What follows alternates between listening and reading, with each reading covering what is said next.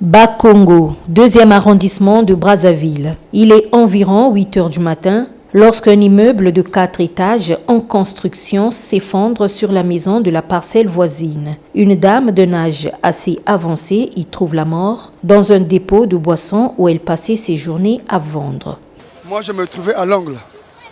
Et du coup, je me disais qu'il y avait un son bizarre. Mais c'est la pluie ou quoi? On a remarqué la maison étage par terre. On s'est éclipsé de part et d'autre. Par la peur, la fumée, dès que ça a fini, on est revenu sur le lieu. Pour voir peut-être qu'il y a des victimes dedans. Du coup, c'est sa fille qui est en train de pleurer autour de nous. J'ai dit, mais qu'est-ce qu'il y a? Oh non, maman, elle est là. Je l'ai fait avancer. Elle nous a orienté tout juste aux alentours, là où on a creusé là. C'est là où on a appelé toute l'équipe de l'EPE. Nous tous les jeunes, on s'est battu. Après, les engins sont arrivés.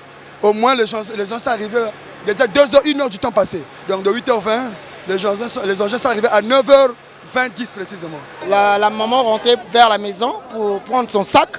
Et tout d'un coup, l'immeuble s'est effondré. Et on est arrivé pour soutenir, pour sauver la maman. Elle parlait au début, mais vu le temps qu'on a mis pour la sauver, donc on n'a pas pu faire quelque chose.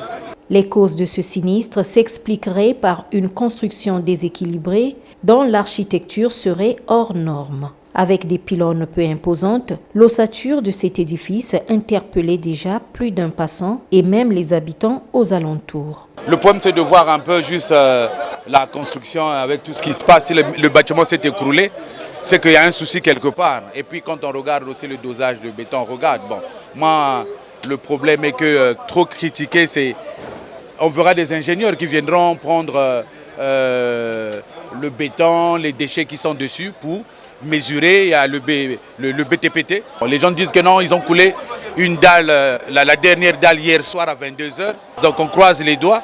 Le souci qu'on a pour l'instant, c'est de sauver les vies humaines. Le ministre de l'Intérieur, de la décentralisation et du développement local, Raymond Zéphirin Mboulou, le commandant des forces de police, Jean-François Ndengue, le maire central, Dieudonné Bantsimba, et l'administrateur maire de cette commune, Simone Lubienga, sont venus s'enquérir de la situation. Les recherches vont se poursuivre, puisqu'on parlerait de quelques ouvriers encore sous les décombres, épuisés d'avoir coulé la dalle nuitamment. Un petit enfant y serait également coincé.